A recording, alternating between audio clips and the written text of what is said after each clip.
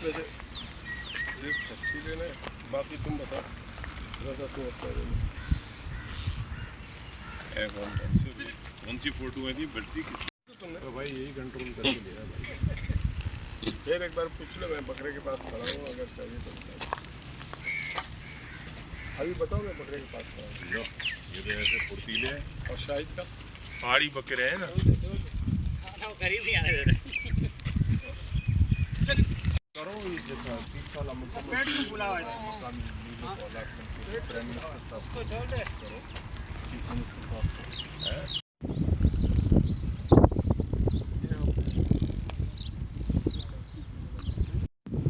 काठौर में जी बकरों का हमारा सौदा हो गया है कुर्बानी के लिए।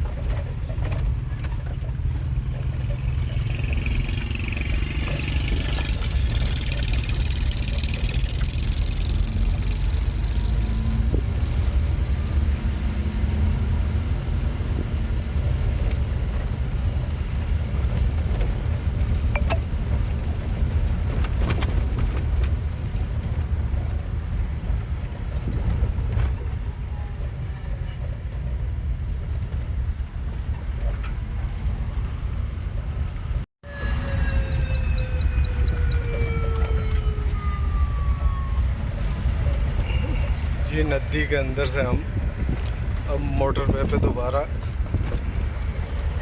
चढ़ने लगे।